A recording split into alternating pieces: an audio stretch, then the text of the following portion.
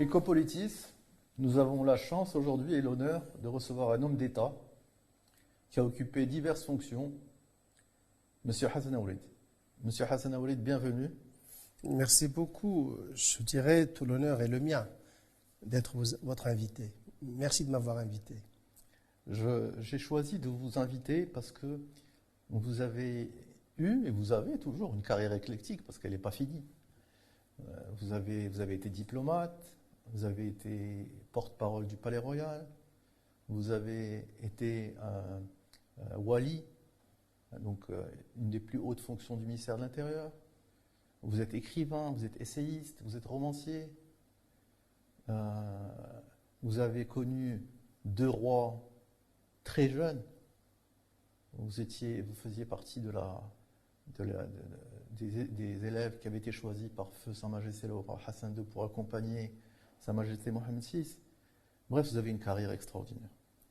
Et vous êtes un érudit, vous êtes un fin lettré. Et dans ce pays, quand on a la chance d'avoir des personnes de ce niveau, on est heureux de les voir occuper les plus hautes fonctions. C'est la raison pour laquelle je vous ai invité, parce que j'ai un profond respect pour vous, pour votre trajectoire, mais davantage pour l'homme que vous êtes, un respect pour l'homme que vous êtes, et pour sa fidélité aux personnes qu'il a. Donc je vais d'abord vous poser ma première question. Racontez-moi, racontez-nous votre enfance et votre jeunesse. C'est très difficile d'en parler, mais je crois que quelque part, ça mériterait, dans la mesure où ce serait un témoignage sur un monde évanescent qui a cessé d'exister. Je suis natif de Qsar Souq, ce qui est aujourd'hui Rachidia. C'était son nom. Je suis né exactement le 24 décembre en 1962.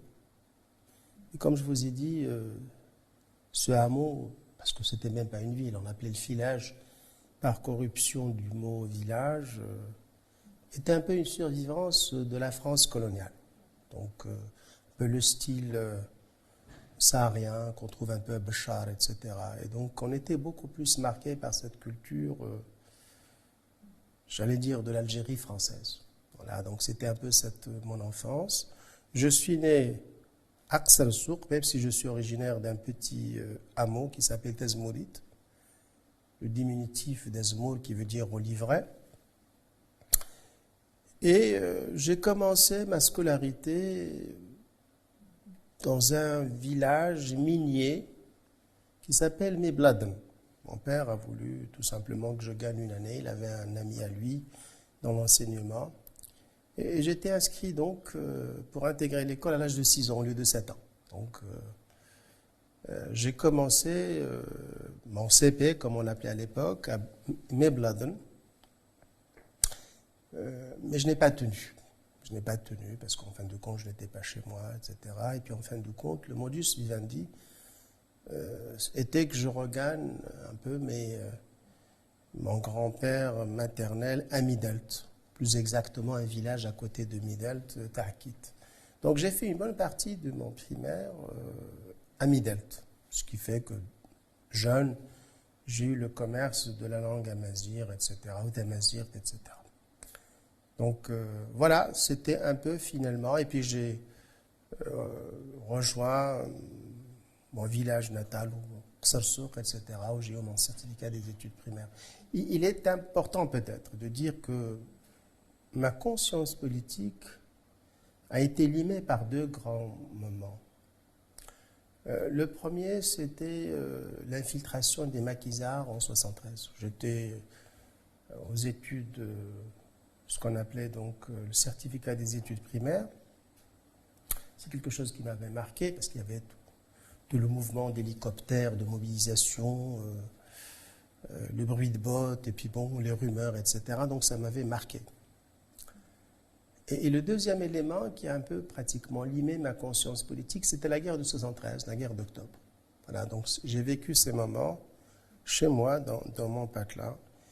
Mais ce qui a changé un peu pratiquement la perception de cette région très excentré et qui servait comme lieu de mesure disciplinaire, donc pour un certain nombre de fonctionnaires, c'était la marche verte. Je crois que c'est un moment très marquant et aussi paradoxal que cela puisse paraître, on s'est senti marocain. C'est quelque chose qui, quelque part, enfin, en tout état de cause, le mot Sarsour commençait à circuler, etc. Et ma conscience, disons, ma perception des choses a commencé par 75. Je crois que c'est un moment très marquant. Je viens de lire un excellent livre de M. Hassan Tariq, notre ambassadeur en Tunisie, sur l'identité marocaine. Il me cite en disant comme quoi 75, c'est-à-dire la marche verte, est un moment marquant sur un peu la marocanité. Le nom de cette ville va changer pour devenir Rachidia. En 76, j'étais parmi ceux qui ont été pressentis pour faire leurs études avec celui qui était prince héritier sur un certain nombre de critères, etc. Et j'ai intégré le Collège Royal le janvier 77. Bon, voilà, donc j'ai fait pratiquement toute ma scolarité au Collège Royal et puis à la fac de droit, etc.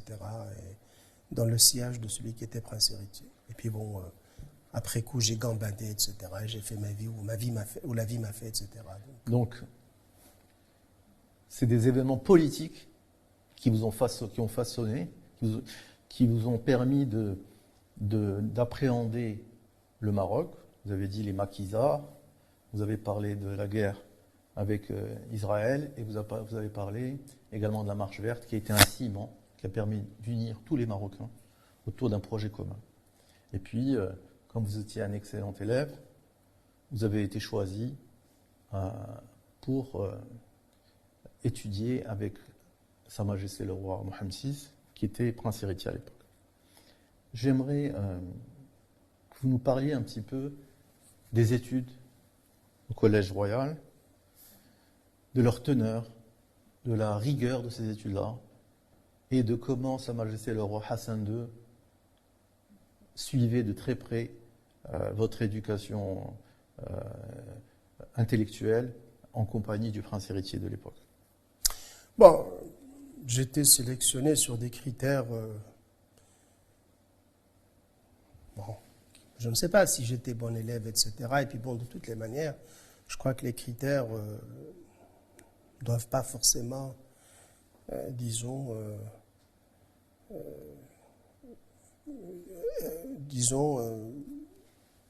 être conformes à ce qu'on pourrait appeler excellent élève. Mais dans tous les cas de figure, j'ai fait partie de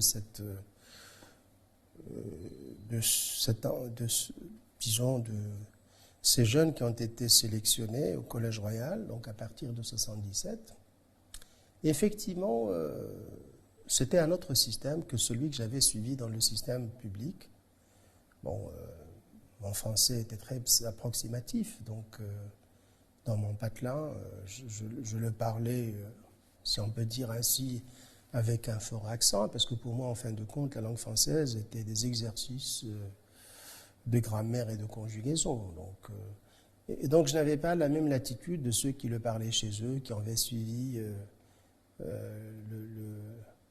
disons, le cycle français, etc., la mission française, ou tout simplement dans un certain nombre d'établissements où le bilinguisme était en vigueur. Donc quelque part, j'étais pratiquement en retrait par rapport au canevas du Collège Royal en termes de langue française. Et si j'en parle, c'est tout simplement pour dire que le Collège Royal reposait sur un bilinguisme. Je crois que quelque part, un peu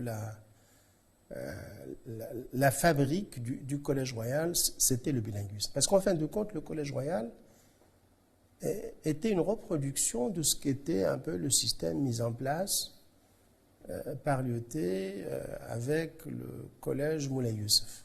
Donc, et le Collège Royal était tout simplement aussi donc un avatar de ce système, etc.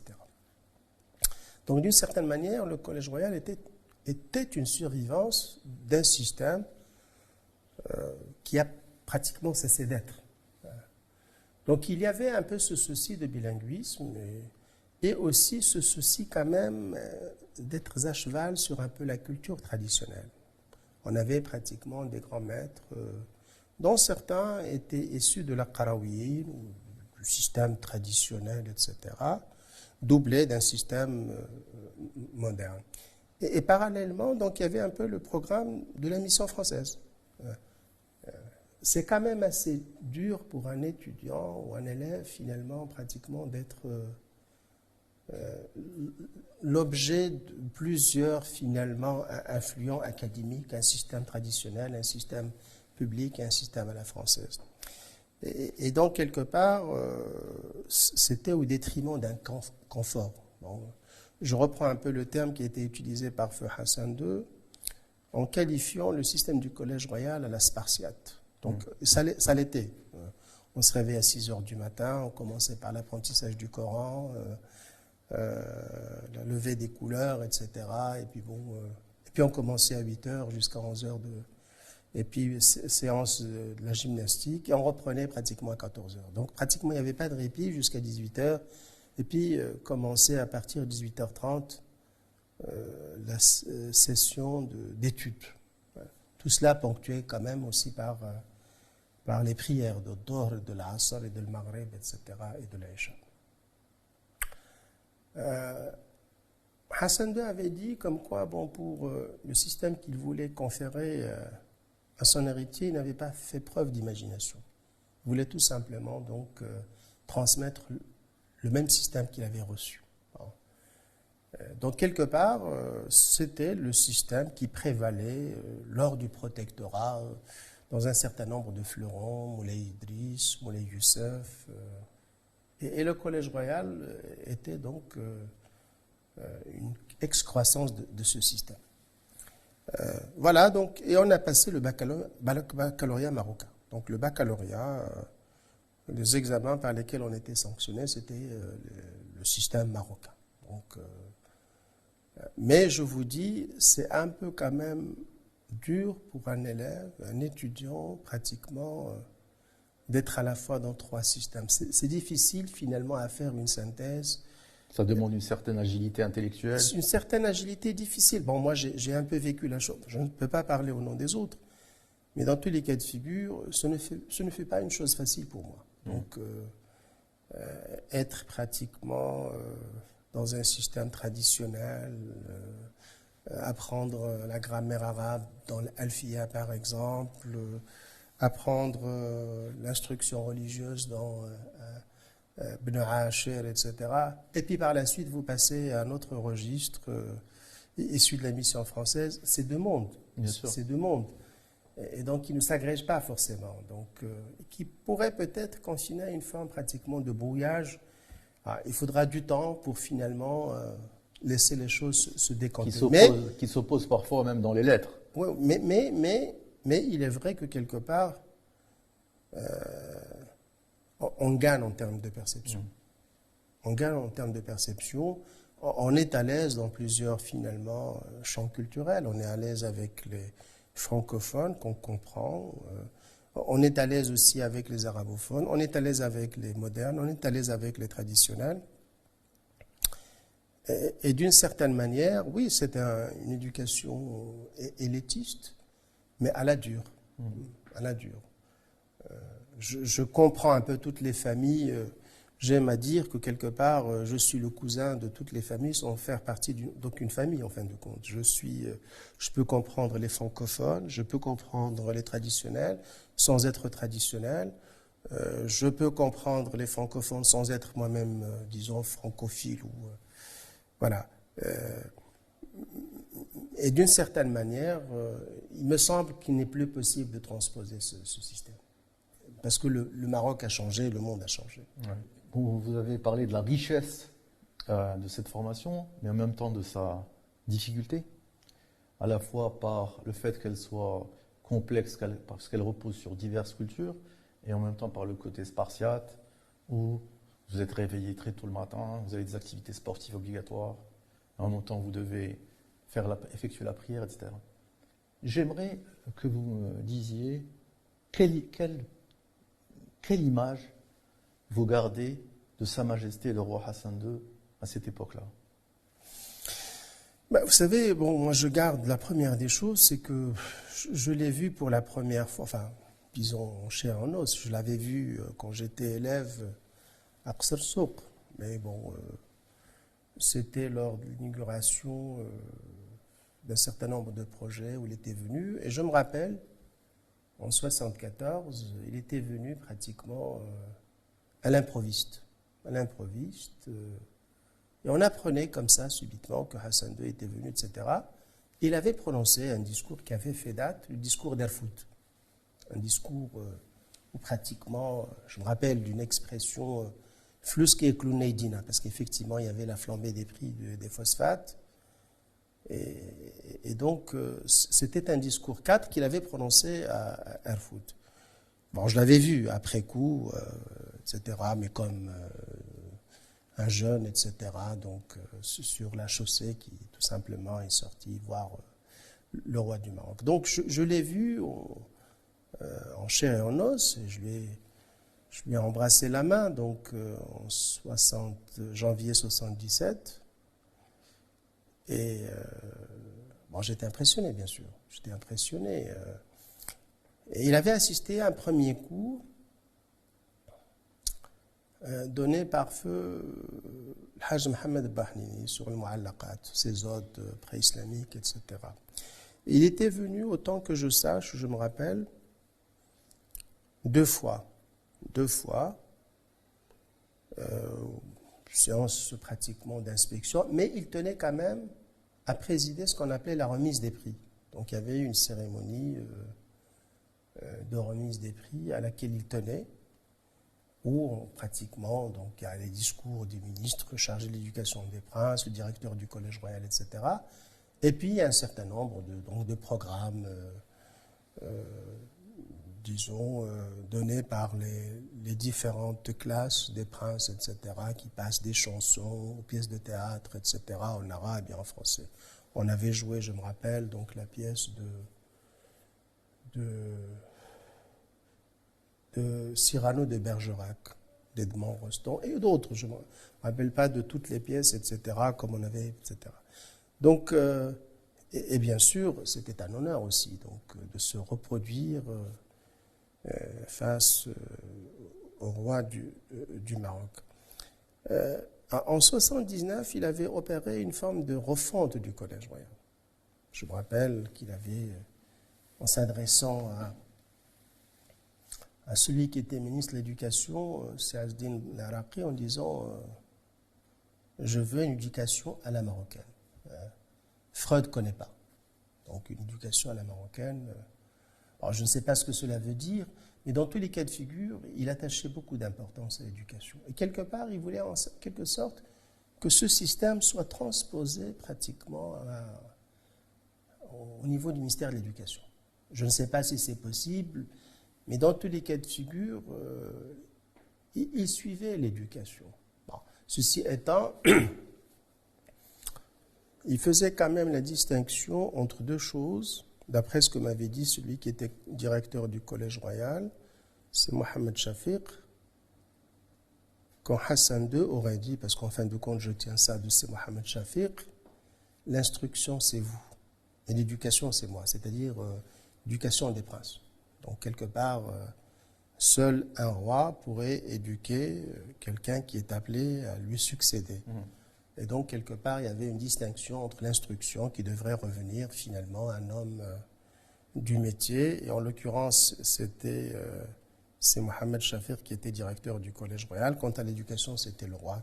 Et effectivement, on savait qu'on était donc les condisciples du prince héritier dans ce qui était l'instruction. Mais on savait qu'il y avait un autre espace qui était l'éducation et qui relevait directement de feu Hassan II. Et c'est pour ça que le prince héritier était appelé donc à présider un certain nombre d'activités ou à représenter Sa Majesté le roi Hassan II dans différentes occasions. Donc il y avait un peu finalement ces deux champs. Et donc on faisait incontestablement partie de ce qui était l'instruction, mais on savait qu'il y avait une sphère qui finalement relevait directement dans un rapport binôme roi-prince héritier. Très bien. Et Sa Majesté le roi Mohammed VI, quelle image vous gardez des années passées avec lui, des années d'études, aussi bien scolaires qu'universitaires? Vous savez, donc je vous ai dit, je ne peux parler que de ce qui était instruction. Il y avait... Je parle d'instruction. Oui, oui, c'est cela. C'est-à-dire, je peux vous dire, je l'ai dit pratiquement à plusieurs reprises, parce que c'était tout simplement la vérité. Le prince héritier au Collège Royal était un élève comme tous les autres. Enfin, un élève comme tous les autres. Peut-être il y avait des petites différences protocolaires. Bon, on l'appelait, comme c'était un peu l'usage, Smith-Sidi. Bon, c'était un peu l'usage, et je crois que quelque part, ce n'était pas propre à Dar el-Makhzen. J'ai trouvé par la suite que, par exemple, dans des familles fascistes, ils ont aussi l'habitude de nommer un de leurs enfants, etc., rejetant Smith-Sidi. Mais dans tous les cas de figure, d'autres enseignants l'appelaient Sidi Mohamed. Bon, il y avait Georges Fumaroli qui était professeur de français qui l'appelait Monseigneur. Bon, à part cela, finalement, il n'y avait pas un traitement de faveur, etc. On était pratiquement logés à la même enseigne, on mangeait dans le même réfectoire, etc. Et puis bon, quand il y avait des compétitions sportives, donc c'était finalement fondé sur l'émulation, etc. Donc il n'y avait pas... Et je crois que quelque part, c'était quelque chose voulu et même dicté par Feu Hassan II.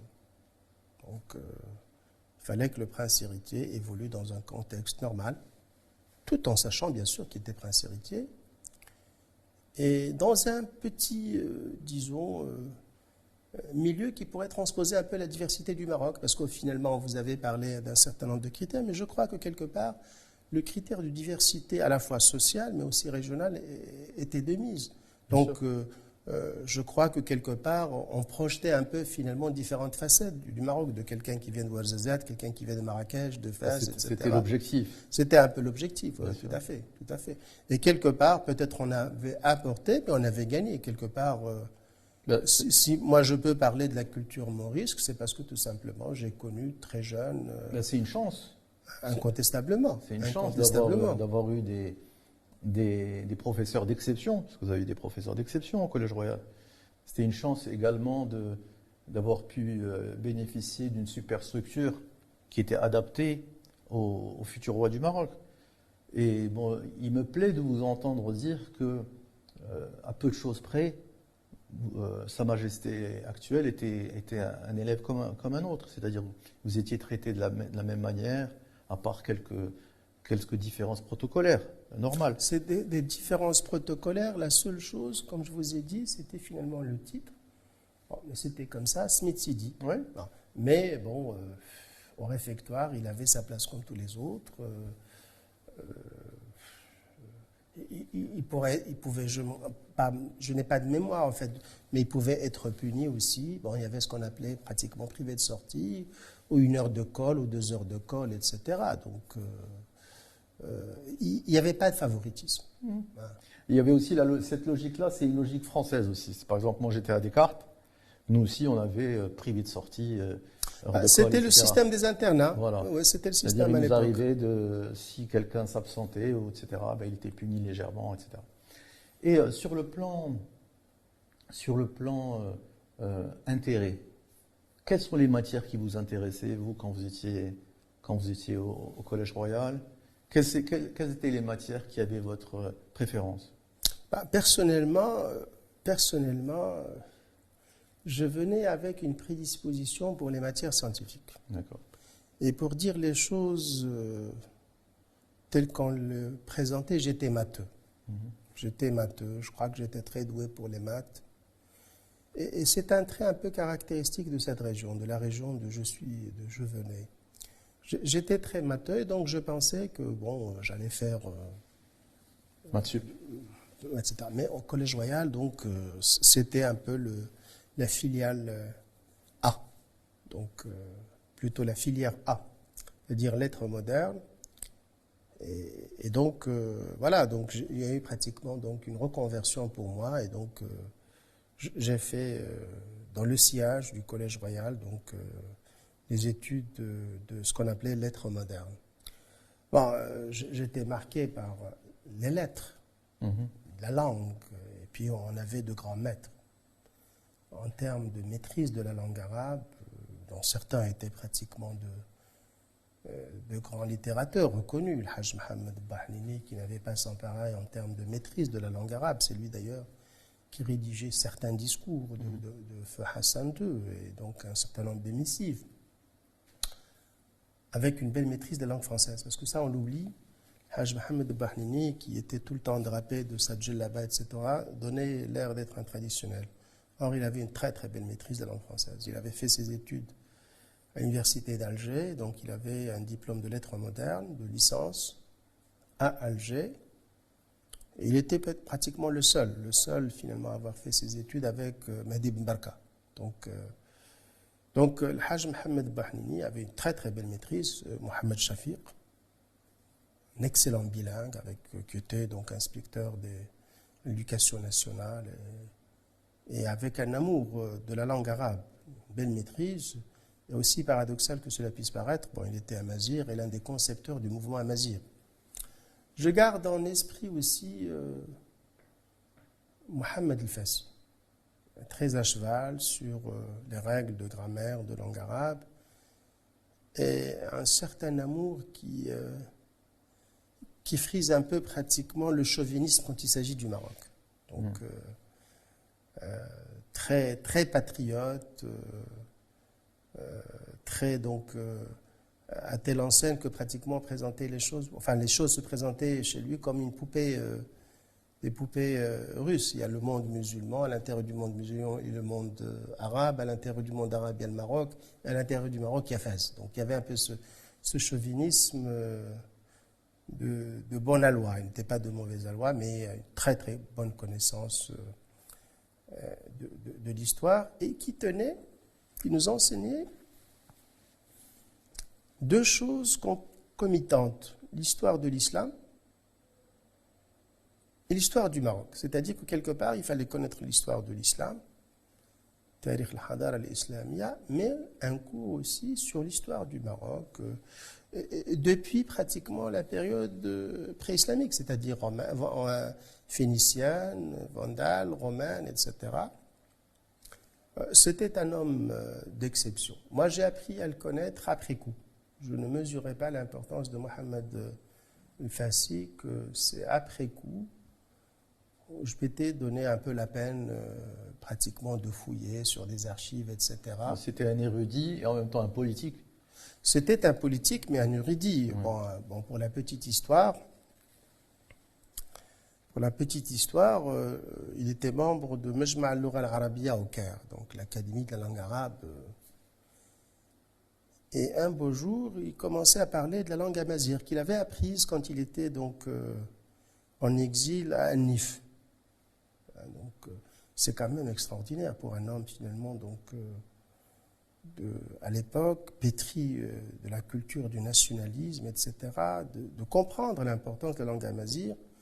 Et il l'a apprise. Donc, il faisait un exposé sur la langue amazigh. Et il était arrêté par le secrétaire perpétuel, je ne sais pas comment on appelait, ou le président de Majma' al-Lugha au Caire, Madkour, en disant nous sommes, disons, une officine de la langue arabe. Et il y avait Tahsin qui écoutait, il est intervenu en disant laissez-le parler, il est en train de parler d'une langue cousine avec notre langue ancienne, c'est-à-dire il avait compris la parenté de l'amazigh avec l'égyptien ancien. Ça montre qu'il n'est pas aussi chauvin qu'on le croit. Il n'était pas chauvin. Puisque même s'il était pétri de Fès, etc., et tout, en même temps, il a quelque part, il faut l'être aussi. Ouais. Bon, il faut aimer son pays. Voilà. Et en même temps, il a appris la langue berbère, etc., la langue amazigh, et ça montre à la fois son ouverture et son intelligence. Et puis, bon, c'est quelqu'un qui est un des signataires du manifeste d'indépendance. C'était un signataire, avec son épouse. Ouais. D'ailleurs, pour la petite histoire, il tenait à corriger quand on parlait de sa femme. Bon, les gens disaient Malik Al-Fassi, disaient non, Malik Al-Fassi. Donc, il fallait respecter pratiquement les règles de la langue arabe. On ne peut pas dire Malik Al-Fassi, etc. Malik Al-Fassi. Et je me rappelle aussi... je Je crois qu'il était responsable d'une revue qui s'appelait le Bayina. Je crois qu'à l'époque, elle avait cessé de sortir. Mais j'étais surtout marqué parce qu'il avait fait sur le Malhoun.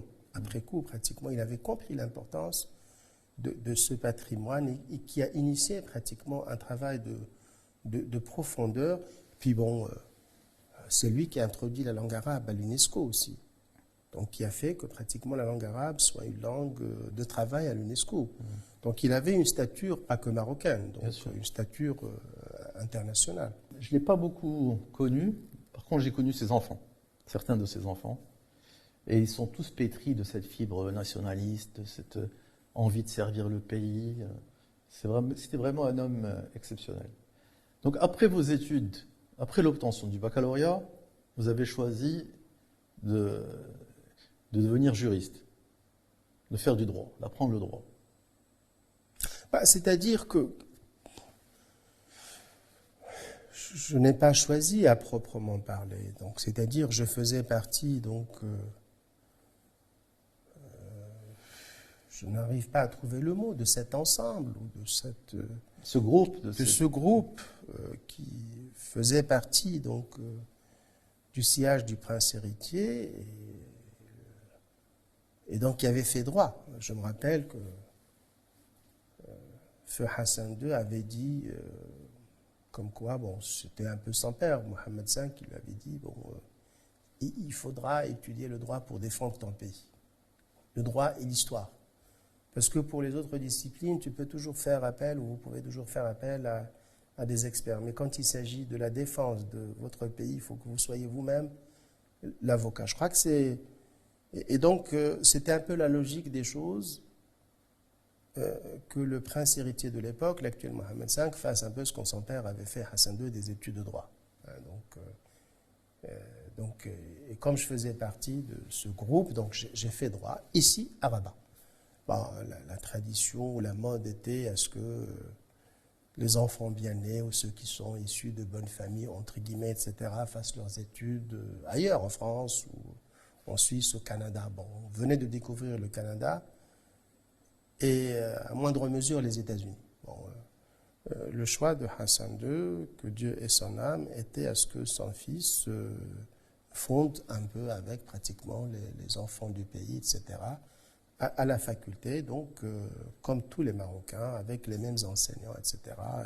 Et c'est là où j'ai eu l'honneur et le privilège d'avoir votre père comme enseignant de droit constitutionnel. Donc c'était ce qu'on appelait le Maghreb al-Arabi. Il y avait pratiquement une section qui relevait de la fac de droit, qui s'appelait donc Janah al-Maghreb al-Arabi, parce qu'en fin de compte, c'était construit par le centre culturel égyptien. C'était un don de l'Égypte. Ils ont choisi ce nom et donc on a gardé un peu ce nom, même si pratiquement c'était le nom qui était donné.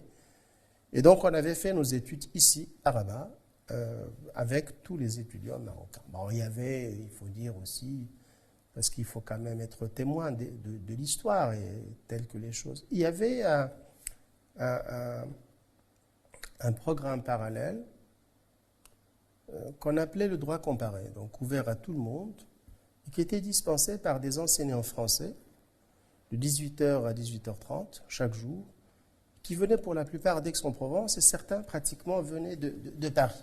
Donc ce qui fait que quelque part on a un peu gardé la main pour tout ce qui est bilinguisme. Donc le matin, donc on avait le programme dispensé par l'université marocaine en arabe. Et à l'époque, bon, il n'y avait pas que les Marocains qui dispensaient leurs cours. Il y avait des Irakiens, des Syriens, des Égyptiens, etc. Donc, il n'y avait pas à l'époque une marocanisation totale donc du corps professoral. Donc voilà, j'ai fait mes études ici à la fac à Rabat. Très bien. Puis, vous avez été diplômé, vous avez obtenu d'abord la licence, puis après le DES, et vous avez choisi comme premier poste, si je me trompe pas, c'est d'être diplomate rattaché à l'ambassade. Non, c'est-à-dire que après la licence, parallèlement donc à ce qu'on appelait à l'époque le DES, c'est-à-dire le diplôme des études supérieures, il y avait une forme de stage. J'avais choisi les affaires étrangères. D'accord. je tenais quand même, je ne sais pas pour quelle raison, plutôt happé et subjugué par tout ce qui était coopération, donc le dialogue sud-sud, etc., donc la déconnexion. Donc j'étais un peu sous l'emprise de ce discours tiers-mondiste qui était légitime, bon, avec le nouvel ordre économique mondial, etc. Samir Amin, etc. Samir Amin, etc. Et puis bon, Mohamed Bedjaoui, le nouvel ordre mondial, etc.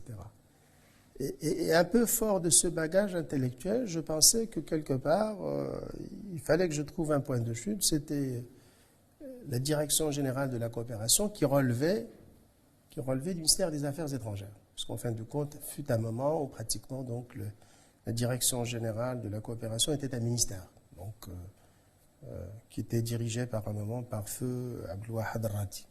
Et puis il y a eu la fusion. Donc j'ai commencé par ce qu'on appelait chargé d'études, donc un stage, etc.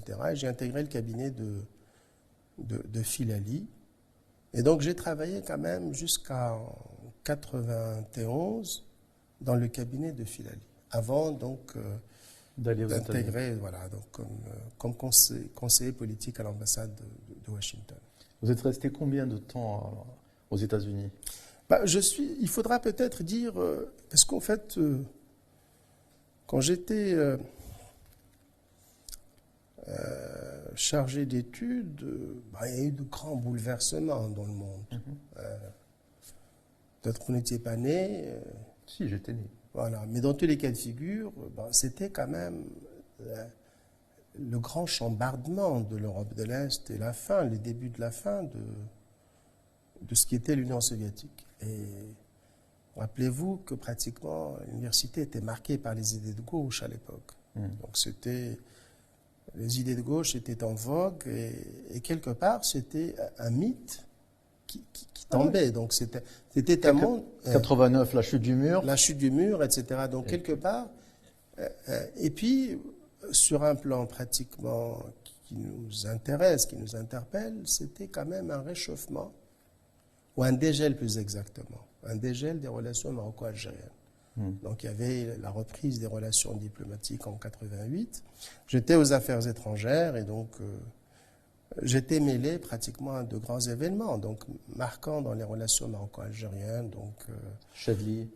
Chadli, c'est-à-dire bien avant, il y avait donc la reprise. Je n'ai pas assisté au sommet qui s'est tenu en 88.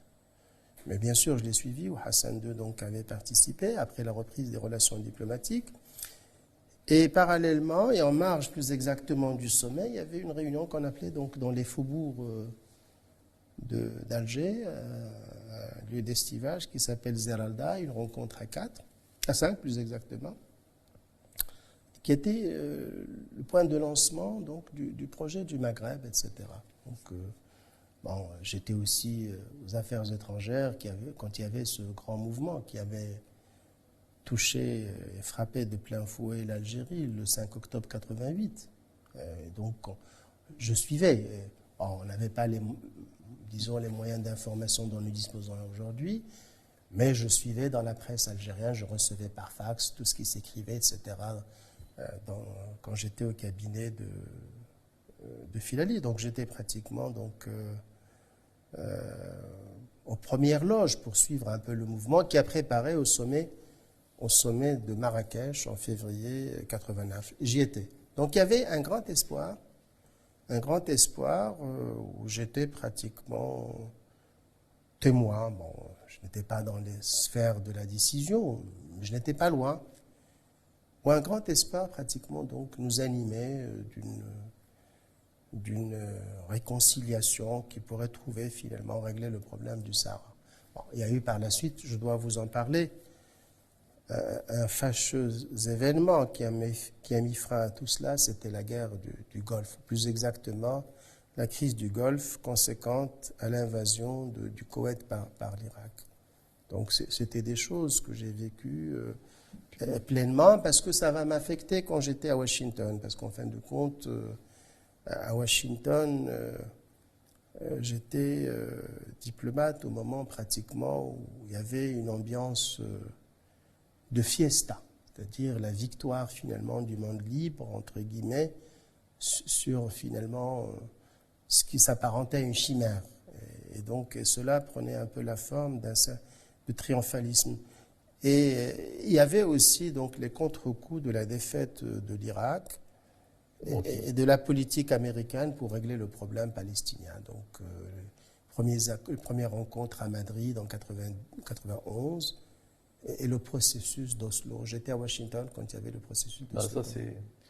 C'était extraordinaire d'être à Washington à ce moment-là. Oui, incontestablement. Il faut dire aussi, je m'étais astreint très jeune à quelque chose à laquelle malheureusement j'ai cessé de m'y complaire, à tenir un journal. Donc j'avais un journal, donc je suis matinal, je me levais exactement, je mettais mon réveil à 6h moins 5, donc je me donnais 5 minutes avant de quitter mon lit, etc.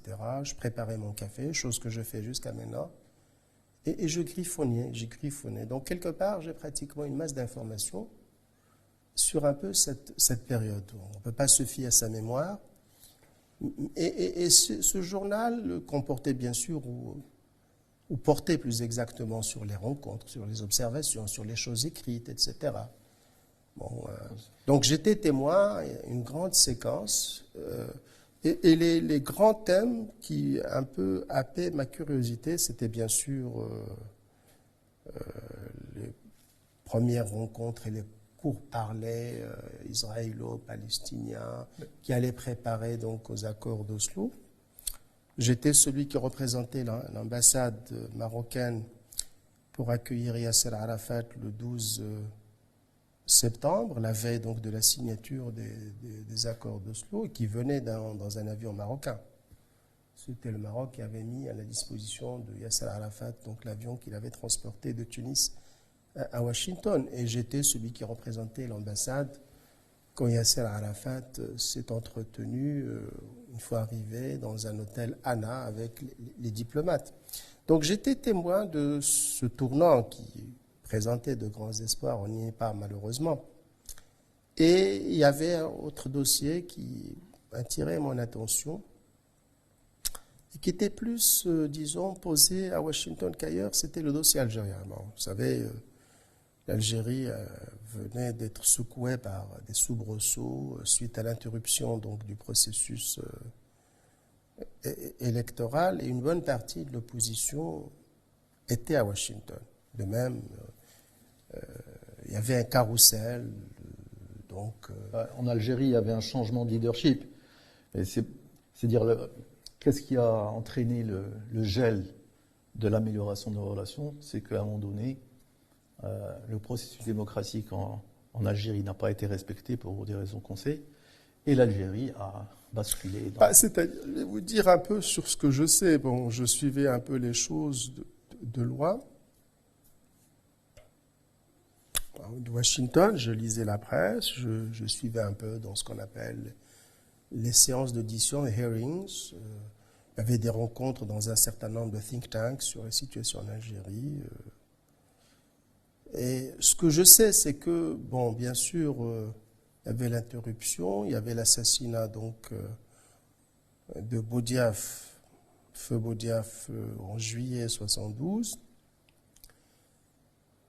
Mais je me rappelle, il y avait une interview qui avait un peu pratiquement donc fait grincer les Algériens. C'était une interview donnée par Feu Hassan II au journaliste Abdelrahman Rachid, qui était rédacteur en chef de Sharq al-Awsat, qui a parlé de choses et d'autres dans la situation marocaine. Il y avait le blocage de l'expérience d'alternance, etc. Et puis, il me semble qu'il y avait une question qui portait sur l'Algérie. Et Feu Hassan II avait dit qu'il aurait été sage de respecter le processus électoral et de faire un peu pratiquement de cette expérience un laboratoire. Voilà, donc, ce n'était pas du goût des Algériens. Il y avait pratiquement, donc, la presse s'est déchaînée. Bon, on peut comprendre que la presse ne s'est pas déchaînée d'elle-même. D'ailleurs, Feu Hassan II, je crois, en nommant ambassadeur Dormi, il il avait prononcé donc une allocution en disant il ne faut pas prêter oreille au verbillage. Je crois que le terme qui était utilisé, c'était le verbillage, etc. Pour la petite histoire, c'est après coup que j'ai découvert que l'idée de laboratoire n'était pas de Hassan II, était plutôt de Shadli ibn Jdid.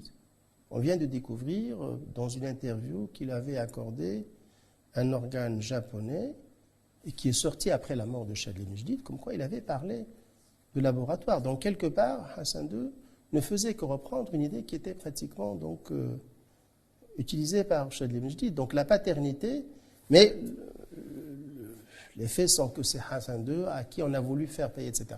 C'était le commencement. C'était un peu pratiquement une forme de campagne médiatique qui a un peu semé pratiquement, disons, qui a mis une forme de frein à cet élan. Et puis il y a eu les événements d'Asni en août 1994, etc. Bon, là on peut peut-être un peu épiloguer, mais je crois que les raisons étaient bien avant en fait. C'était finalement, ce n'était que la goutte qui a fait déborder le vase. Non, c'est-à-dire que certaines parties en Algérie n'étaient pas très contentes de la relation de bonne qualité qu'avait Shadli ibn Jdid avec le roi Hassan II, et ils ont souhaité freiner l'avancée de... C'est-à-dire que, il me semble, bon bien sûr, là j'essaie de comprendre en tant qu'historien, il y a peut-être un jeu interne. Oui. Il y a un jeu interne, même si il me semble, selon quand même le témoignage d'un certain nombre de personnes très influentes dans le cénacle algérien, je pense ici à Khaled Nezar, dans ses mémoires, etc., qui ont évolué. C'était même question à un moment, lors d'une visite de Hassan II à Oran, à ce que Hassan II se rende à Mers el-Kbir, etc. Donc, chose qui n'a pas eu lieu, etc., pour finalement s'entretenir avec l'armée. C'était un peu le vœu de Shadli ibn Jdid. Je crois qu'il y a un jeu propre, finalement, donc, Bien sûr. au inner circle, c'est-à-dire le cénacle algérien. Mais il me semble aussi, il y a quand même une donne internationale. La guerre du Golfe, quand même, a changé la donne. C'est-à-dire que quelque part, et puis l'Algérie est entrée quand même dans une phase quand même turbulente. Donc c'était tout à fait normal qu'elle ait d'autres priorités. La guerre, la guerre du Golfe. La guerre du Golfe et les conséquences, etc. La non-application des accords d'Oslo, qui sont restés un vœu pieux. Ouais, c'est-à-dire que quelque part, c'est surtout les implications de la guerre du Golfe qui ont eu un effet pratiquement... qui ont freiné un peu l'élan maghrébin. Bien sûr. La Libye a été ostracisée, donc avec l'affaire de Lockerbie. Ouais. Donc, quelque part, finalement, il y a eu des retombées plutôt négatives sur pratiquement négatives sur le Maghreb en devenir, etc. Après votre... Pardon, excusez-moi, je vous coupe. Après votre séjour comme conseiller à l'ambassade du Maroc aux États-Unis, pourquoi n'avez-vous pas choisi d'embrasser une carrière de diplomate et devenir ambassadeur? Oui, c'est pas que je ne voulais pas. Bon, il faut dire un peu ce que les gens connaissent. Bon, d'abord, je n'avais pas de... Bon, il y avait, malheureusement, ce sont des faits, pas de bonne relation avec celui qui était mon chef supérieur, l'ambassadeur de l'époque. Et chose qui pourrait tout simplement, dans un cas normal, arriver, mais sans que cela prenne finalement des disproportions telles que prises, etc. Et bon, je suis rentré en 1995, la queue entre les jambes. L'expression n'est pas mienne, mais je la fais mienne. Et c'était dans la perspective d'apurer des choses qui ne l'étaient pas, etc. Mais j'ai réalisé, donc j'ai déchanté, voyant qu'en fin de compte, toutes les portes étaient fermées. Donc toutes les portes étaient fermées, je suis revenu aux affaires étrangères, je n'étais pas reçu par personne pratiquement. Quand on me recevait, c'était avec courtoisie, j'étais quelque part persona non grata. J'étais pratiquement celui qui était directeur, je ne vais pas dire son nom, du cabinet de Filali, qui avait remplacé donc Taïb El-Fassi, qui était devenu ministre à l'époque, ou secrétaire d'État plus exactement, et puis membre du cabinet royal, m'avait fait comprendre que je n'étais pas désiré aux affaires étrangères. Donc, en fin de compte, j'ai fait un autre choix, c'est-à-dire, j'ai fait le journalisme, j'ai intégré un peu, une expérience prometteuse, en l'occurrence le journal, le Sahifa, et puis j'ai inscrit un sujet thèse. Ce qui n'était pas un parcours normal pour quelqu'un. C'était un pis-aller, au fait. Ouais. C'était un pis-aller, je n'ai pas choisi, au fait. Bon, quand j'ai intégré les affaires étrangères, c'était pour faire carrière. Ouais. Bon, bien sûr, on n'intègre pas les affaires étrangères. Bon, je n'ai pas été admis. Je n'étais pas admis. Il faut appeler les choses par leur nom, soit directement, soit indirectement. J'en ai gardé des séquelles. C'est pour ça que quelque part, j'en ai gardé des séquelles. J'étais tout simplement débouté en fin de compte. Donc, et là, c'est tout simplement, faute de mieux, je m'étais dit... Mais vous auriez pu choisir un autre ministère ou aller ailleurs, mais vous avez choisi... Je ne voulais pas parce qu'en fin de compte, j'aurais pu peut-être choisir. J'ai reçu une offre que j'avais déclinée. J'ai reçu pour intégrer l'intérieur. Ça ne cadrait pas avec mon état d'esprit. Je l'ai regretté par la suite parce qu'en fin de compte, j'ai travaillé à l'intérieur et j'ai un peu pratiquement donc corrigé un peu mon prisme qui était déformant. J'ai eu la chance, et je le considère comme étant une chance, d'avoir travaillé au ministère de l'Intérieur, où j'ai eu la chance de côtoyer de grands commis de l'État, de grands patriotes. J'étais, je ne sais pour quelle raison, sur le prisme, j'étais jeune, donc pour moi, le ministère de l'Intérieur, c'était Omol Wezarat, etc. J'étais un peu sous l'emprise d'un discours qui un peu dénigrait l'intérieur. J'ai reçu une offre en 96, je l'avais déclinée, et puis je m'étais dit, tant qu'à faire, donc suivre mon petit bout de chemin, donc un peu le journalisme. J'ai créé par la suite un centre de recherche, et puis j'ai surtout inscrit un travail de recherche, une thèse de doctorat d'État. Et donc, faute de mieux, parce que faute de mieux, ce n'est pas un choix, c'était pratiquement, j'étais acculé. Et voilà. Donc, vous étiez dans le privé à un moment donné après. Pas le privé, non.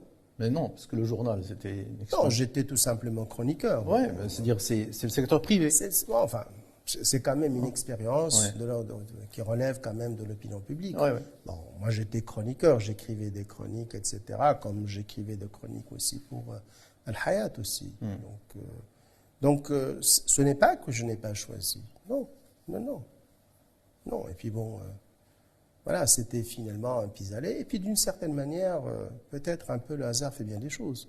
Je n'aurais pas compris un peu pratiquement ce que j'ai compris sur un peu la complexité, disons, culturelle. Et puis d'une certaine manière, je suis content de dire que par exemple, mon travail de recherche garde toujours son acuité. J'en ai parlé dernièrement avec Al Jazeera, on m'avait posé des questions. J'ai essayé de comprendre un peu finalement la complexité culturelle et ses éventuelles ramifications, implications sur le secteur politique. Parce qu'en fin de compte, certains disaient un peu aux États-Unis, en France, est-ce que quelque part le Maroc ne peut pas évoluer à l'algérienne?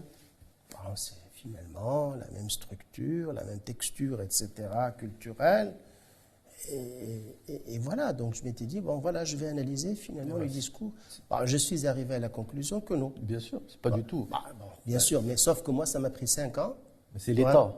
Je me suis arrivé à la conclusion, c'était les 2 premières pages. D'ailleurs, lors de la discussion, c'est Mohamed Tozi m'avait dit, dans ce livre, ce qui compte, c'est la conclusion. J'ai dit, mais ça m'a pris quand même 5 ans. Oui, parce que c'est l'État. Depuis quand existe l'État en Algérie et depuis quand existe l'État au Maroc? C'est un autre c'est pour ça, la différence, elle est là. Dans tous les cas de figure, ma conclusion n'a pas été démentie par les faits. Bien sûr. Voilà. J'ai finalement travaillé essentiellement comme approche comparative sur l'Algérie et sur le Liban. Sur le Liban, et j'avais dit, je crois, si ma mémoire est bonne, l'avenir du Maroc ne sera pas celui de présent algérien. Il sera autre. Bien sûr. Il sera autre. Et quelque part, dans cette phase, finalement, j'ai eu la chance, finalement, faute de mieux, de comprendre un peu la complexité du spectrum culturel et politique du Maroc. Mais je tiens à dire, je n'étais pas reçu à bras ouverts par le ministère des Affaires étrangères. Donc si on veut faire un bilan de la trajectoire, donc ça a été le stage aux affaires étrangères, puis conseiller à l'ambassade du Maroc à Washington, puis après retour aux affaires étrangères, puis après vous avez participé à l'expérience du journal en étant chroniqueur, et après le journal, qu'est-ce qui s'est passé? Après le journal, j'étais en train de travailler donc sur ma thèse, et je m'étais dit, bon, finalement, il y a quand même le seul secteur où je pourrais préserver cet outil de travail qui est la liberté, c'est l'enseignement. Pas que l'enseignement, c'est-à-dire l'université. Et la liberté, avec l'esprit critique, ce sont finalement les outils avec lesquels travaille finalement. C'est comme le maçon, il a ses outils, etc. Bon, la truelle, etc. Ben, la liberté est un outil de travail. Et la seule sphère qui pourrait finalement donc, me garantir, c'était... Donc je préparais ma thèse tout en écrivant donc, pour survivre. Il faut appeler les choses par leur nom. Donc il fallait survivre. Bon, c'était pas des masses, mais quelque part, bon... j'enseignais un peu dans un truc un peu à l'américaine, dans un établissement un peu à l'américaine, l'IHEM, et c'est là où j'ai connu, je côtoyais plus exactement, je l'avais connu avant, feu Ahmed Harzni, qui vient de nous quitter avant-hier. Donc, je le croisais pratiquement les après-midi, le mercredi, où il donnait cours, etc. Il nous arrivait de papoter, c'est là où je l'ai connu, etc. C'était un établissement à l'américaine. Donc, je dispensais mes cours en anglais dans cet établissement. J'écrivais dans le Hayat en arabe, j'écrivais dans le journal en français. Donc, quelque part, je faisais un peu pratiquement bon usage de mes connaissances de la langue anglaise, de mes connaissances de ces trois langues. Et donc, c'est quand même une chance, finalement, donc d'être un peu polyglotte, etc. Mais mon intérêt portait sur mon travail de recherche. J'avais à l'œil, finalement, donc, d'intégrer l'université pour préserver, finalement, donc, mon autonomie et ma liberté. Mais le hasard a voulu que, bon, Feu Hassan II meurt en juillet. Je venais pratiquement de présenter ma thèse un mois avant. Et donc, je m'apprêtais à intégrer l'université. Et c'est là que Hassan II donc, disparaît le 23 juillet. Je me retrouvais dans le Rif, à Nador exactement. J'avais quitté tôt le matin, Rabat. J'avais travaillé un peu sur le mouvement culturel amazigh du Rif. Mais je ne connaissais pas le Rif. Je connaissais les Rifs, donc, que je rencontrais ici, etc. Parce que je travaillais sur le discours. Et je m'étais dit quand même, on ne peut pas que travailler sur le discours. Il faut quand même connaître les acteurs. Je ne voulais pas être un peu influencé par mes rapports, mes interviews avec les personnes. Vous vouliez aller sur le terrain? J'avais présenté ma thèse. Parce qu'en fin de compte, je ne voulais pas être un peu influencé d'une manière ou d'une autre. Et c'est... le vendredi, donc 23 juillet, où j'ai appris comme tout un chacun. Je l'avais pressenti quelque part, en regardant un peu finalement la télévision et donc la séance de Coran, donc j'ai compris qu'il y avait quelque chose. Je n'ai pas été démenti et j'ai repris pratiquement le chemin juste après. J'ai fait donc, j'ai conduit donc toute la nuit. Je suis arrivé à 4 heures du matin.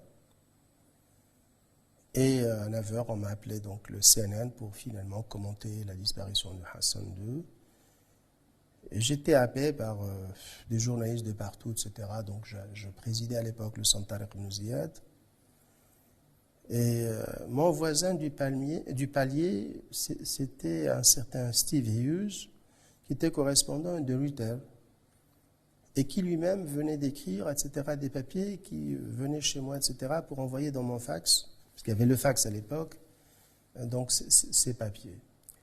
Le dimanche, CNN, donc le samedi plus exactement, m'ont forcé la main pour couvrir les obsèques de Hassan II. Je tenais quand même à insister, à rendre hommage à Hassan II, et j'étais tiraillé en fin de compte par à la fois rendre hommage présentement et aussi rendre hommage à travers finalement un grand levier qui était le CNN. J'ai appelé celui qui était mon condisciple et qui était directeur de cabinet du prince héritier, M. Fouad Ali Lima. Je lui ai dit voilà, parce qu'en fin de compte, je demande quand même d'informer Sa Majesté. Il m'a appelé donc dimanche matin pour me dire non, Sa Majesté ne voit pas d'inconvénient à ce que tu fasses la couverture, ou tu participes à la couverture de l'hommage sur CNN. C'est chose que j'ai faite. Voilà, donc, et je ne pensais pas que après... C'était une immense perte voilà. pour le monde entier, Voilà. pas pour le monde arabe, pour le Maroc, pour le monde entier. Et en même temps, c'était une... Alors, je suis allé passer mes vacances. Je suis allé chez un ami, Hassan Ben Abdi. Il a une petite maison à Seder Hal. Et le lendemain, j'étais dans mon bureau à Centre Tariq Ibn Ziyad. Bon, il n'y avait pas le portable à l'époque. Voilà, c'était le standard de ce qu'on appelle les sablons. Pour me dire, voilà, j'étais invité chez M. Fouad Ali Lima pour un dîner. Voilà, donc j'ai compris, voilà. Le lendemain, j'étais nommé... C'était le 9 août, j'étais nommé porte-parole du palais. Comment s'est passée cette expérience? On était quand même dans des moments assez pénibles. C'est quand même la disparition. On a un peu, disons, pris conscience du poids de la disparition de Hassan II. C'était un peu la disparition du père. Bien sûr. Notre père à tous. Oui, non, c'était... Le père de la nation. Même si quelque part sa présence était des fois pesante, mais c'était quand même une disparition. On vivait une ambiance quand même, comment on appelle ça, de deuil. Bien sûr. Donc, j'étais donc appelé, c'était un mardi, le 9 août. Je n'avais pas de costume, je suis allé chez moi pour porter un costume. Je n'avais pas trouvé de cravate, parce que ça faisait très longtemps que je ne portais plus de cravate, etc. Et je suis allé au cabinet royal. J'ai trouvé M. Fouad Ali Lima, donc on s'est parlé comme on avait l'habitude de se parler, entre copains, condisciples, etc.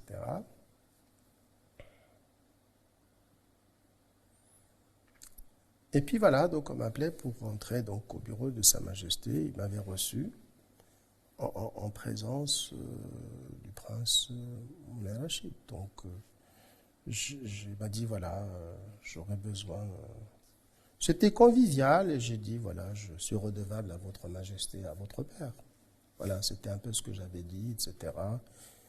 Et j'avais exprimé en disant je ne ménagerai pas ce que je pourrais faire pour ce que je pourrais faire. Donc il y avait ma bonne disposition, mais bon, dans la réalité, bon bien sûr, mais dans tous les cas de figure, ça s'est fait comme ça. C'était la première nomination. Et comme c'était la première nomination, on ne savait pas sur quel schéma il fallait tout faire en fin de compte. Ce n'était pas comme par exemple un poste de quelqu'un qui remplace finalement quelqu'un, donc il y a des règles, etc. C'était une nouvelle structure et on ne savait pas s'il fallait que ce soit une structure ou une personne. Bon voilà, c'est comme ça que ce sont les choses qui sont passées. Ça a duré combien de temps, cette expérience? Laquelle? De porte-parole de Palais Royal? Porte-parole, c'était d'août 2003 à juin 2005. Ok. Voilà, donc 2005, après j'étais nommé Wali de région Meknes Tafilalet. D'accord. quelle expérience, dans quelle image forte vous gardez cette nomination, de ce poste de porte-parole du Palais Royal? D'abord, j'ai découvert, à l'aune de l'action, que j'avais une vision un peu livresque des choses. Je pensais qu'en fin de compte, l'écrit pouvait se suppléer à la réalité. Je découvrais que la réalité était autre chose. Je me rappelle, et j'en avais parlé à un grand homme, c'était lors de la tournée de Sa Majesté dans le Nord, c'était à Chaoun. J'étais impressionné par le nombre de personnes qui étaient venues donc saluer Sa Majesté. Donc j'étais impressionné. J'étais impressionné et je dis, mon général, comme ça, c'est comme un enfant qui découvre quelque chose de banal, mais bon, ce n'était pas banal. De trivial, je dis. Mais qu'est-ce? Un papier devant toute cette foule venue acclamer. Donc, Sa Majesté. La tournée du RIF était un des moments les plus marquants. C'était quelque chose de très marquant. Donc, je l'avais vécu de bout en bout, depuis l'avant-départ, où Sa Majesté avait prononcé un discours qui avait fait date. On ne pensait pas que ce discours allait faire date. C'était un discours... Il y avait le lieu déjà. Casa, c'est-à-dire, quelque part, c'était un peu pratiquement la symbolique. Eh bien, ce discours va faire date, il va être marquant par le nouveau concept d'autorité. Là, donc, on était pratiquement dans une nouvelle réorientation. Et c'était, il me semble, si ma mémoire est bonne, un lundi. De toutes les manières, la date, c'est le 12 octobre, quand Sa Majesté avait prononcé le discours où il avait parlé, donc, où il avait lancé le nouveau concept d'autorité. Le lendemain, donc, il y avait le départ vers Tanger, avec des arrêts sur pratiquement Kénitra, la Raïch, et puis une rentrée triomphale à Tanger. Et après 3 jours, donc, tout le parcours, donc Tanger, Chaouen, Bab Barred, Terguist, jusqu'à Al-Husseima. Donc, c'était la première étape. Puis Tanger, c'était faire référence aussi au fameux discours de Mohammed V à Tanger. Sa Majesté n'avait pas prononcé le discours à Tanger. Non, c'était son arrivée. Son arrivée, c'était un hommage à son grand-père. Et puis après, comme vous avez dit... Il faut dire la vérité, c'est que Tanger se portait mal. C'est-à-dire que quelque part, sans prétendre connaître le Nord avant, etc., mais bon, m'est arrivé, je suis allé en 97 en famille, donc je suis allé en Espagne, donc à Grenade pour la première fois. C'est là où j'ai découvert Alhambra. Et dans le retour, j'étais très déçu de l'état où se trouvait pratiquement donc, la ville de Tanger, qui était marquée par les contre-coups de ce qu'on appelait à l'époque la campagne d'assainissement. Je ne sais pas si je me rappelle, etc. Et ça avait laissé des séquelles, donc, en termes d'infrastructures, etc. Et pour la petite histoire, en 2002, j'étais avec Sa Majesté lors du sommet arabe qui s'est tenu à Beyrouth. Et mon rêve, c'était qu'un jour, en fin de compte, Tanger devienne un jour comme Beyrouth. Je viens d'arriver de Beyrouth. Et bien, Tanger, maintenant, a 30 ans d'avance sur Beyrouth. C'est dire comment les choses, pratiquement, avaient changé. Voilà. Parce qu'il y a un investissement très... Je voyais un peu le potentiel et il me pesait quand même que ce potentiel ne soit pas mis en œuvre, etc. Il a été. Et Tanger a fait peau neuve. C'est une des plus belles région, j'avais préconisé qu'on fasse un dossier sur Tanger dans Zaman, chose qu'on a faite. C'est la plus grande ville quand même du détroit, donc de Gibraltar. Bien sûr. Voilà, donc il y avait Tanger, et puis bon, après Tanger, donc Hoceima Nadour, et puis après Nadour, donc Oujda. Très bien. Puis après, vous avez été nommé Wali. Donc vous avez intégré le ministère de l'Intérieur. C'était quelque chose de nouveau pour vous? C'était nouveau, bien sûr, mais quelque part, je m'étais un peu frotté au travail du ministère de l'Intérieur via le centre Al-Knouziad. Je présidais le centre et nous arrivait de faire des manifestations. Et on avait donc affaire aux représentants de l'administration, des gouverneurs, etc. Et c'est là où j'avais déjà un peu commencé à connaître ce corps que j'ignorais. Et j'avais mesuré l'abnégation donc des éléments de ce corps, leur connaissance de la réalité marocaine. Mais bon, c'était une découverte. Je me rappelle, une fois à Wali, j'avais retrouvé pratiquement un grand commis de l'État lors de la fête du trône. On dînait ensemble, etc. Je lui parlais des choses, etc. Il m'a dit, mais tu me surprends. Je dis, écoutez, en général, parce que c'était un militaire, je connaissais la physionomie. Je suis dans l'anatomie maintenant. J'étais dans la physionomie, etc. Là, en tant que représentant de l'administration territoriale, je suis dans l'anatomie. Je connais les viscères de ce corps, Bien etc. sûr. Et donc, bon, vous savez, connaître un corps à travers sa physionomie, ce n'est pas connaître un peu les viscères. Par sa physionomie, ce n'est pas comme l'anatomie. Donc, quelque part, le ministère de l'Intérieur m'a permis un peu de connaître un peu les ressorts de l'État.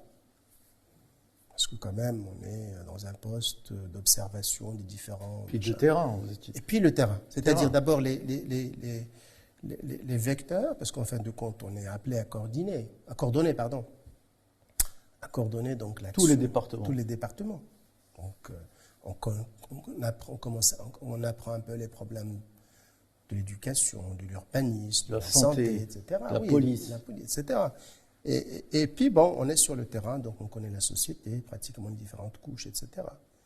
Donc, c'était pour moi une grande école. Une grande école, et je ne rendrai jamais assez d'hommage à ceux qui sont dans ce corps dont j'ai mesuré l'abnégation. Je ne dirais pas ça de tous les différents corps, peut-être par mes connaissances, mais dans tous les cas de figure, c'est un corps auquel je me suis mêlé et frotté. Et j'ai toujours un sentiment de reconnaissance à ce corps. Il y a des grands commis de l'État à la tête du ministère de l'Intérieur. C'est plus que des commis, c'est des patriotes. Ah ouais. Ah non, c'est plus que des commis. Il y a des gens formidables. Incontestablement. Quoi qu'on dise, etc. Et d'ailleurs, ils répondent par le silence, et comme on dit, seul le silence est grand. Bien sûr. Tout le reste est faiblesse. Ouais. En citer quelques-uns serait ne pas rendre hommage à d'autres. C'est cela, non. Donc, non mais je vous dis. Mais j'ai des amis proches qui travaillent là-bas et je mesure l'effort qu'ils font. Ah non, moi franchement, c'était pour moi une chance. Une chance. Combien a duré de cette expérience? Pratiquement 3 ans et demi. D'accord. 3 ans et demi. 3 ans et demi. D'accord. Et après le... Après, bon, si on veut parler, on ne veut pas être un peu dans la langue du bois, j'avais un peu mal accusé finalement, mal ressenti d'être un peu, disons, relevé.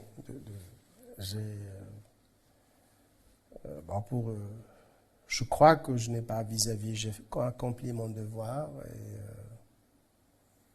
je n'ai pas finalement à spéculer sur ce que je ne maîtrise pas, mais sur un plan personnel, et j'avais un peu repris pratiquement donc une petite retraite, mais je faisais partie d'un système. Et bon, j'ai reçu des visites d'un certain nombre de personnes, etc., pour pas calmer mes ardeurs, mais bon, dire voilà, l'avenir est devant toi, etc. Et puis bon, et j'avais tout simplement, parce que les bruits circulaient, et j'avais dit tout simplement que je n'étais pas fait pour un poste d'historiographe. J'avais un peu pressenti que ça allait être une planque, pour ne pas dire autre chose, et qui, pour moi, s'apparentait, alors que j'étais dans la force de l'âge. Vous aviez quel âge à l'époque? Oh, je devais, 46 ans. 46 ans. J'avais quand même une expérience, etc. Je pensais pouvoir finalement donner le mieux de moi-même, servir mon pays, etc. Et c'est pas à cet âge finalement qu'on pourrait accepter une planque. Et puis ça ne correspond pas finalement à mon tempérament. Je crois que c'était plus qu'une planque. Pour moi, c'était pratiquement j'ai droit à avoir une subjectivité. C'était une mise à mort morale. Mise à mort morale et quelqu'un qui n'est pas dans l'action, qui n'est pas machin, etc., qui n'a pas forcément dans l'action, mais dans la vie, pratiquement n'a pas de raison d'être, est un homme mort. Donc je ne voulais pas être un peu le complice de mon propre meurtre. Et c'était d'autant plus que ça allait être une humiliation. Et je ne voulais pas être un peu le complice de ma propre humiliation. Bon, j'ai un peu fait, contre mauvaise fortune, bon cœur. Bon, j'ai accepté, etc. Mais bon, encore faut-il quand même avoir les moyens de travail. Même de cela, j'en étais privé. Effectivement, parce que bon, toute la question, est-ce que dans une conception d'un État moderne, on a toujours besoin d'un historiographe? Parce qu'en fin de compte, l'histoire, elle se fait. Mais dans tous les cas de figure, je ne suis pas donc dans le jeu de dire est-ce qu'en fin de compte, on a besoin d'un historiographe ou pas. Je n'étais pas fait pour le métier. Et vous n'avez... Je n'étais pas fait... J'aurais pu. Bon, je crois que quelque part... Vous auriez pu demander un poste de diplomate, par exemple. On m'a pas donné finalement. On m'a pas sollicité pour me dire. Alors j'avais exprimé mon souhait de servir Sa Majesté. Je l'avais effectivement, oui, je l'avais dit. Mais je ne pense pas que finalement, en acceptant une planque, j'allais servir Sa Majesté ou mon pays, et encore moins donner une raison d'être. Ça ne veut pas dire que je refusais le poste en tant que tel. Je refusais ce qui allait être fait de ce poste. C'est ce qui s'est fait malheureusement, une coquille vide. Et je crois qu'on n'en avait pas besoin de cela. Je n'avais pas besoin de cela, d'autant plus, pour moi, j'avais senti ça. Mais pour vous, c'était pas le fait d'avoir exprimé publiquement... Comment ? Mais le fait d'avoir exprimé publiquement que ce poste ne vous intéressait pas, etc., est-ce que c'était pas une mise à l'écart volontaire de la chose publique par vous? Je n'ai pas compris votre question. C'est-à-dire? Non, dans tous les cas de figure, la nomination, c'était une mise à l'écart. Oui, mais parfois... Donc, ça c'est tout le monde. On a beau finalement, pratiquement, sous des artifices finalement, c'était une mise à l'écart, incontestablement. Oui, mais aussi... Mais la refuser était aussi une mise à l'écart. Je n'ai pas refusé, je n'ai pas refusé. Quand même, je connais quand même les règles dans le Makhzen. Je n'ai pas refusé. Je n'ai pas refusé. Je ne peux pas refuser devant le roi. Bien sûr. Bon, mais quand même, il y a quand même des machins, etc., dont on teste, etc. Oui. Mais pour ne pas être finalement dans l'embarras et ne pas mettre finalement dans la gêne, j'ai fait comprendre que, bon, ce n'est pas quelque chose qui me passionnerait. D'accord. Et non pas que je suis, au contraire. Bon, quand je parle, par exemple, de mon prédécesseur, c'était un grand homme, un grand monsieur. Bon, c'était finalement un grand historiographe. Je suis toujours un peu pratiquement son disciple. Ce n'était pas le poste que j'allais finalement, que je refusais.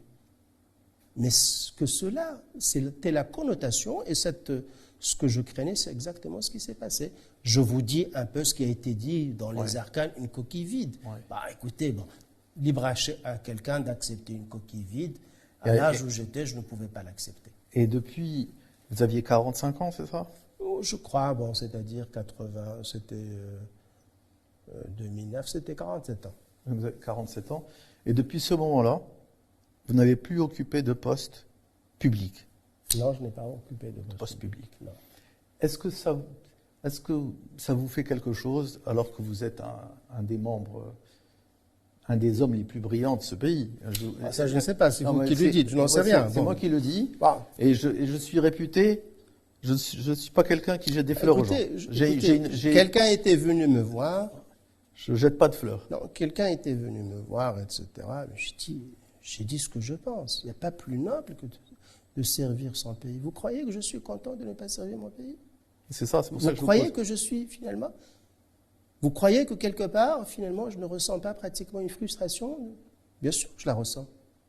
Je vous aurais menti si je dis non, je la ressens. Mais quelque part, je préserve un peu l'essentiel, ma dignité. Ma dignité, parce qu'en fin de compte... Et votre liberté aussi. Je pourrais finalement, disons, réguler. Quand on est service de l'État, je sais ce que c'est que l'État. Je sais ce que c'est que la discipline.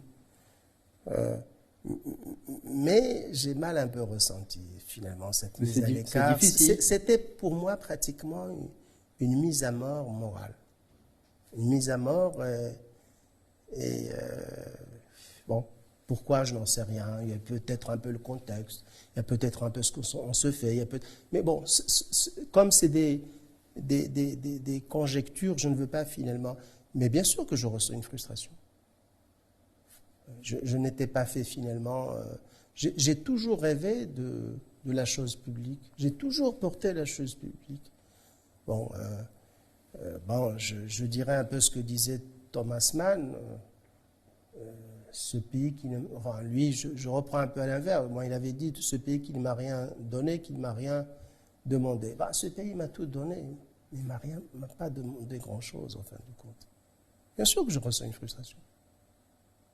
Mais face, finalement, au dilemme et préserver ma dignité. Non, mais la force que vous avez eue, il faut le dire, hein, c'est que vous avez entamé une autre carrière d'historien, d'écrivain, de romancier.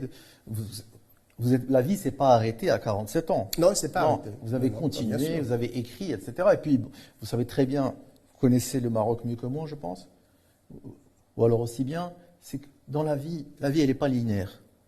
Et surtout au Maroc. Elle n'est pas linéaire. Demain, vous pourrez être appelé à d'autres fonctions, etc. Tout peut se faire.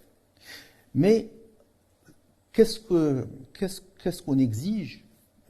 On exige, est-ce que c'est ce que vous représentez vous? On exige le fait d'être nationaliste, d'avoir son nationalisme à fleur de peau. Vous l'avez. Il est clair qu'à 47 ans, depuis l'âge de 47 ans jusqu'à aujourd'hui, vous en avez 60 maintenant, vous n'avez pas occupé de fonction officielle. Ça ne veut pas dire que demain, vous n'en occuperez pas. Tout le monde est appelé à servir son pays à un moment donné, mais différemment. Vous l'avez déjà servi en tant que diplomate, en tant que porte-parole du Palais Royal, en tant que wali. Et peut-être demain, vous serez appelé à faire autre chose. Écoutez, écoutez, je ne peux pas préjuger de l'avenir. Bien sûr. Mais je n'ai pas 20 ans. Je n'ai pas 47 ans. Il faut, comme on dit en arabe,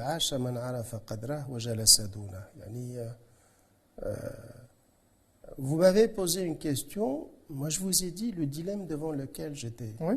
Bon, si un peu j'ai choisi d'écrire dans le Zaman, c'est dire je connais l'histoire. Bien sûr. Je peux, mais à condition d'avoir les moyens. Parce qu'en fin de compte, mais finalement porter un titre sans fonction, ce n'est pas mon genre. Bon, mais quelque part, si c'était finalement pratiquement pour faire de l'histoire, et j'ai toujours une copie de ma conception du poste, etc. Je garde toujours pratiquement les missives, etc. J'avais une conception. Bon. Il fallait répondre à deux questions. Qu'est-ce qu'on veut faire de ce poste? Soit s'inscrire un peu dans la continuité, c'est-à-dire Hassan Aourid qui remplace Abdulwahab Belmansour. Donc il faut qu'il ait pratiquement les mêmes prérogatives. Pas moins, pas plus. Soit on veut finalement une nouvelle structure, et ben il faut quand même qu'elle ait les moyens. De deux choses l'une. On n'était ni dans l'un ni l'autre, voilà, sois belle et tais-toi. Voilà. Je suis désolé d'exprimer un peu finalement. Je ne suis pas d'accord avec vous sur la lecture par rapport à l'âge. Je vous dis finalement. Parce que pour moi, l'âge, c'est qu'un chiffre. C'est-à-dire, on regarde aujourd'hui, il y a des très grands commis de l'État marocain qui sont très très âgés. Parce que le talent, il est plus important que l'âge. Et souvent, dans des postes difficiles, on a besoin de gens très expérimentés, on le voit, je ne vais pas les citer pour ne pas leur porter mauvais œil, mais on a des très grandes personnalités qui occupent de très hauts postes et qui sont très âgés. Donc 60 ans, ce n'est pas la fin de la vie, au contraire. Et je suis à la fois d'accord avec votre prudence par rapport à l'avenir. Personne ne peut prédire, ni vous ni moi, ce qui pourra se passer. Politiquement, il y a une seule vérité. Dans la vie, il y a une seule vérité qui soit absolue, c'est la mort. Bien sûr. Mais j'avais un peu répliqué un politique algérien quand il avait dit que nous avons atteint le point de non-retour, etc. En politique, c'est le genre de discours à ne pas tenir. Il ne faut jamais dire jamais. Bien sûr. Il ne faut jamais dire jamais. Bien sûr. Je suis d'accord, dans l'absolu. Bien sûr. Bon, moi, je suis ce que je suis. J'ai gagné incontestablement en expérience, peut-être aussi en maturité. Mais j'ai perdu en tant que de fougue et de vigueur. Je ne suis plus finalement, quand j'étais wali, par exemple, je suis à pied d'œuvre à 6 heures du matin, à dos de cheval et au machin, etc. Je ne peux plus faire ça. Je ne peux plus. Je n'ai plus finalement cette force. Bon, mais peut-être, j'ai incontestablement, c'est l'effet de l'âge. Mais vous avez gagné en expérience, en maturité. En expérience, peut-être aussi en maturité, etc. Mais restant finalement, donc vous m'avez posé des questions sur mon parcours, il est ce qu'il est. Donc à partir de 2010, c'était finalement une autre expérience qui s'est faite aussi par des hauts et des bas, en fait.